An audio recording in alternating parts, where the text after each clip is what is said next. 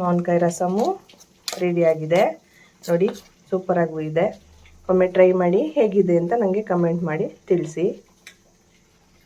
ಮಾವಿನಕಾಯಿ ರಸಮ್ ರೆಡಿಯಾಗಿದೆ. ಯಾರೆಲ್ಲ ನನ್ನ ಚಾನಲ್ನ ಹೊಸದಾಗಿ ನೋಡ್ತಿದ್ದೀರೋ ಲೈಕ್ ಮಾಡಿ, ಶೇರ್ ಮಾಡಿ, ಸಬ್ಸ್ಕ್ರೈಬ್ ಮಾಡ್ಕೊಳ್ಳಿ. ಆದಷ್ಟು ಸಪೋರ್ಟ್ ಮಾಡಿ. ವಿಡಿಯೋನ ಎಲ್ಲೂ ಸ್ಕಿಪ್ ಮಾಡಿದೆ ನೋಡಿ. ನಮಸ್ತೆ family, welcome back to my channel. It's Chinni's world. ನಾನಿವತ್ತು ಸೀಸನಲ್ ಫ್ರೂಟಿಂದ ಒಂದು ರಸಮ್ ಮಾಡ್ತಾ ಇದ್ದೀನಿ. ಮಾವಿನಕಾಯಿ ರಸಮ್ಮು ತುಂಬ ಚೆನ್ನಾಗಿರುತ್ತೆ. ಒಮ್ಮೆ ಟ್ರೈ ಮಾಡಿ ನೋಡಿ ಹೇಗೆ ಬಂತು ಅಂತ ನನಗೆ ಕಮೆಂಟ್ ಮಾಡಿ ತಿಳಿಸಿ. ಈ ರಸಮ್ಗೆ ಏನೇನು ಇಂಗ್ರೀಡಿಯೆಂಟ್ಸ್ ಬೇಕು ಅಂದರೆ, ನಾನು ಒಂದು ಮಾವಿನಕಾಯಿ ತೊಗೊಂಡಿದ್ದೀನಿ, ಮತ್ತು ಬ್ಯಾಡಗಿ ಮೆಣಸಿನ್ಕಾಯಿ, ಗುಂಟೂರು ಮೆಣಸಿನ್ಕಾಯಿ, ಬೆಳ್ಳುಳ್ಳಿ ತೊಗೊಂಡಿದ್ದೀನಿ, ಮೆಣಸು, ಜೀರಿಗೆ, ಮೆಂತೆ ಮತ್ತು ಧನಿಯಾ ತೊಗೊಂಡಿದ್ದೀನಿ. ಬನ್ನಿ ಹೇಗೆ ಮಾಡೋದು ಅಂತ ನೋಡೋಣ. ತುಂಬ ಟೇಸ್ಟಿಯಾಗಿರುತ್ತೆ. ಒಮ್ಮೆ ಟ್ರೈ ಮಾಡಿ.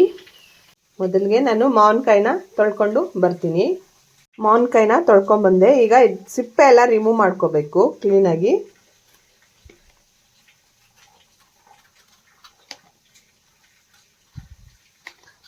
ತುಂಬ ಟೇಸ್ಟಿಯಾಗಿರುತ್ತೆ ಮಾವಿನಕಾಯಿ ರಸಮ್. ಇದಕ್ಕೆ ನಾವೇನು ಹುಣಸೆ ಹಣ್ಣಾಗಲಿ ಏನೂ ಹಾಕೋಂಗಿಲ್ಲ, ಯಾಕಂದರೆ ಮಾವಿನಕಾಯಿಯಲ್ಲೇ ಹುಳಿ ಇರೋದ್ರಿಂದ ಟೊಮೆಟೊ ಆಗಲಿ ಹುಣಸೆ ಹಣ್ಣಾಗಲಿ ಏನೂ ಹಾಕೋ ಆಗಿಲ್ಲ. ಚೆನ್ನಾಗಿರುತ್ತೆ. ಒಮ್ಮೆ ಟ್ರೈ ಮಾಡಿ ಹೇಗೆ ಬಂತು ಅಂತ ನನಗೆ ಕಮೆಂಟ್ ಮಾಡಿ ತಿಳಿಸಿ. ನಾನು ಇದು ಸಿಪ್ಪೆ ಎಲ್ಲ ತೆಕ್ಕೊಂಡು ಬರ್ತೀನಿ. ಕಾಯಿನ ಸಣ್ಣದಾಗಿ ಪೀಸ್ ಕಟ್ ಮಾಡ್ಕೋಬೇಕು.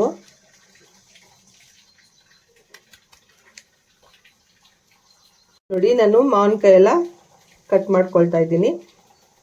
ಇದನ್ನ ಸಣ್ಣಗೆ ಹಚ್ಕೋಬೇಕು. ನೀವು ಅರ್ಧ ಮಾವಿನಕಾಯಿಂದನೂ ಮಾಡ್ಬೋದು. ನಾನು ಅರ್ಧ ಮಾವಿನಕಾಯಲ್ಲಿ ಮಾಡ್ತೀನಿ ಅಷ್ಟೇ, ಇನ್ನು ಅರ್ಧ ಎತ್ತಿಡ್ತೀನಿ.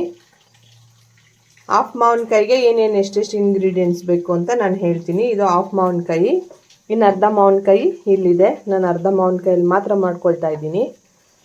ಕೈನೆಲ್ಲ ಸಣ್ಣದಾಗಿ ಪೀಸ್ ಕಟ್ ಮಾಡ್ಕೋಬೇಕು.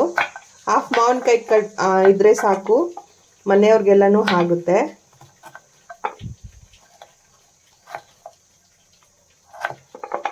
ಅರ್ಧ ಮಾವಿನಕಾಯಿನ ಕಟ್ ಮಾಡ್ಕೊಂಡಿದ್ದೀನಿ. ಈಗ ಈ ಮಾವಿನಕಾಯಿನ ನಾವು ಒಂದು ಗ್ಲಾಸ್ ನೀರಲ್ಲಿ ಬೇಯಿಸ್ಕೋಬೇಕು. ನೋಡಿ, ನಾನು ಒಂದು ಗ್ಲಾಸ್ ನೀರು ಹಾಕಿ ಮಾವಿನಕಾಯಿನ ಬೇಯಿಸ್ಕೊತೀನಿ. ಒಂದು 2-3 ನಿಮಿಷ ಮಾವಿನಕಾಯಿ ಬೇಗ ಬೆಂದ್ಕೊಬಿಡುತ್ತೆ.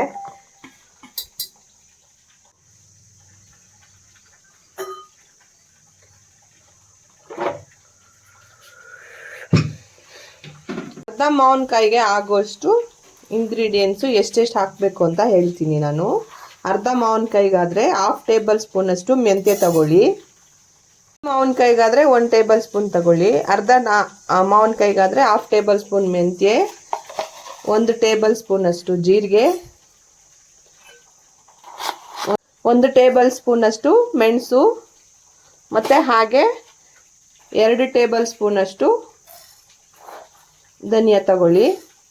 ಇನ್ನೊಮ್ಮೆ ಹೇಳ್ತೀನಿ, ಹಾಫ್ ಮಾವಿನಕಾಯಿಗಾದರೆ ಅರ್ಧ ಟೇಬಲ್ ಸ್ಪೂನಷ್ಟು ಮೆಂತ್ಯ, 1 ಟೇಬಲ್ ಸ್ಪೂನ್ ಜೀರಿಗೆ, 1 ಟೇಬಲ್ ಸ್ಪೂನ್ ಮೆಣಸು ಮತ್ತು 2 ಟೇಬಲ್ ಸ್ಪೂನಷ್ಟು ಧನಿಯಾ. ಇದಿಷ್ಟನ್ನು ಹಾಕಿ ಸ್ವಲ್ಪ ಹುರ್ಕೋಬೇಕು. ಹಾಗೆ ಇದ್ರ ಜೊತೆಗೆ ನಿಮಗೆ ಖಾರಕ್ಕೆ ತಕ್ಕಷ್ಟು, ಇದು ಬ್ಯಾಡಗಿ ಮೆಣಸಿನ್ಕಾಯಿ ಬಂದು ನಾನು 4 ತಗೊಂಡಿದ್ದೀನಿ. ಬ್ಯಾಡಗಿ ಮೆಣಸಿನ್ಕಾಯಿ ನಿಮಗೆ ಖಾರಕ್ಕೆ ಎಷ್ಟು ಬೇಕೋ ಅಷ್ಟು ಗುಂಟೂರು ಮೆಣಸಿನ್ಕಾಯಿ ಹಾಕ್ಕೊಳ್ಳಿ. ನಾನು ಒಂದು 5 ಹಾಕ್ತಾ ಇದ್ದೀನಿ ಗುಂಟೂರು ಮೆಣಸಿನ್ಕಾಯಿ. ನಿಮಗೆ ಖಾರಕ್ಕೆ ಎಷ್ಟು ಬೇಕೋ ನೀವು ಅಷ್ಟು ಹಾಕ್ಕೊಳ್ಳಿ. ನಾನು ಮತ್ತೆ ಮೆನ್ಷನ್ ಮಾಡ್ತಿದ್ದೀನಿ, ಅರ್ಧ ಮಾವಿನಕಾಯಿಗೆ ಮಾತ್ರನೇ ನಾನು ಈ ಇಂಗ್ರೀಡಿಯೆಂಟ್ಸ್ ಹೇಳಿರೋದು. 1 ಮಾವಿನಕಾಯಿಗೆ ಅಂದರೆ ನೀವು ಇನ್ನು ಸ್ವಲ್ಪ ಜಾಸ್ತಿ ಹಾಕ್ಕೋಬೇಕು. ಇದನ್ನೆಲ್ಲ ಚೆನ್ನಾಗಿ ಹುರ್ಕೋಬೇಕು.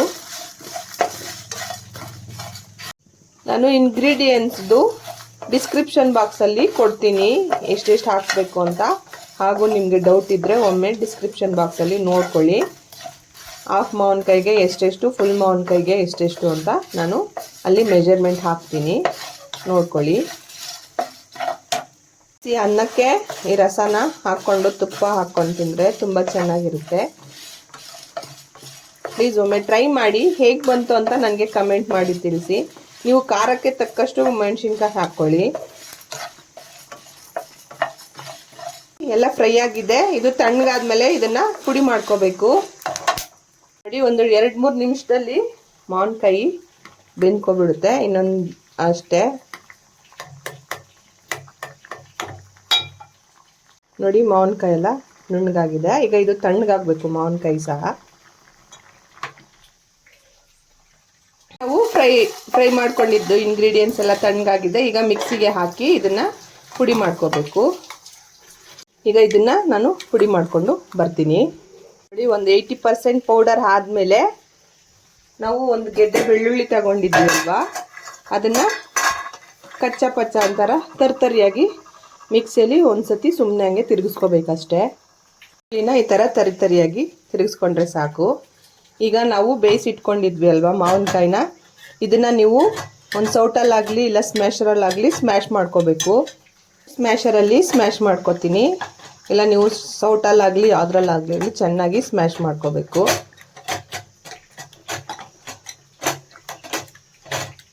ನೋಡಿ, ನಾನು ಕ್ಲೀನಾಗಿ ಎಲ್ಲ ಸ್ಮ್ಯಾಶ್ ಮಾಡ್ಕೊಂಡಿದ್ದೀನಿ. ಈಗ ಸ್ಮ್ಯಾಶ್ ಮಾಡಾದ್ಮೇಲೆ ನಾವು ಈಗ ಒಂದು ಬಟ್ಲಿಟ್ಟು ಒಗ್ಗರಣೆ ಹಾಕ್ಕೊಳ್ಳೋಣ. ನಾನು 1-2 ಟೇಬಲ್ ಸ್ಪೂನಷ್ಟು ಎಣ್ಣೆ ಹಾಕ್ಕೊಳ್ತಾ ಇದ್ದೀನಿ. ಹಸಿಯಾಗಿದೆ ಸಾಸಿವೆ ಹಾಕ್ಕೊಳ್ತಾ ಇದ್ದೀನಿ. ಹಾಗೆ ಒಂದು 1/2 ಟೇಬಲ್ ಸ್ಪೂನಷ್ಟು ಜೀರಿಗೆ ಹಾಕ್ಕೊಳ್ತಾ ಇದ್ದೀನಿ. ನಾನು ಬ್ಯಾಡಗಿ ಮೆಣಸಿನ್ಕಾಯಿನ ಹಾಕ್ಕೊಳ್ತಾ ಇದ್ದೀನಿ. ಕರಿಬೇವಿನ ಸೊಪ್ಪು ಸಹ ಹಾಕ್ಕೊಳ್ತಾ ಇದ್ದೀನಿ. ಈಗ ನಾವು ಸ್ಮ್ಯಾಶ್ ಮಾಡಿದ್ವಿ ಅಲ್ವಾ ಮಾವಿನಕಾಯಿ, ಅದನ್ನು ಹಾಕ್ಕೊಳ್ತಾ ಇದ್ದೀನಿ.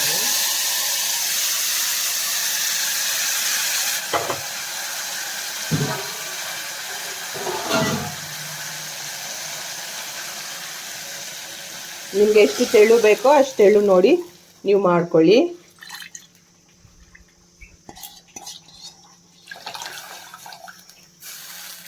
ಪೌಡರ್ ಮಾಡಿದ್ವಿ ಅಲ್ವಾ, ಅದನ್ನು ಹಾಕ್ಕೊಳ್ತಾ ಇದ್ದೀನಿ.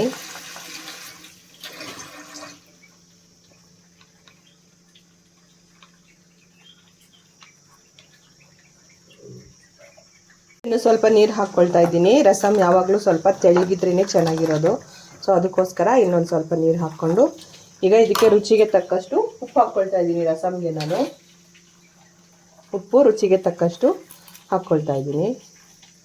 ಅರಿಶಿನೂ ಸಹ ಒಂದು 1/2 ಟೇಬಲ್ ಸ್ಪೂನಷ್ಟು ಅರಿಶಿನೂ ಹಾಕ್ಕೊಳ್ತಾ ಇದ್ದೀನಿ. ಒಂದು 2 ಮಿನಿಟ್ಸು ಇಲ್ಲ 3 ಮಿನಿಟ್ಸು ಕುದ್ರೆ ಸಾಕು. ರಸಮ್ ರೆಡಿ ಆಗುತ್ತೆ, ಬೇಗ ರೆಡಿ ಆಗೋಗುತ್ತೆ ರಸಮ್ ಇದು.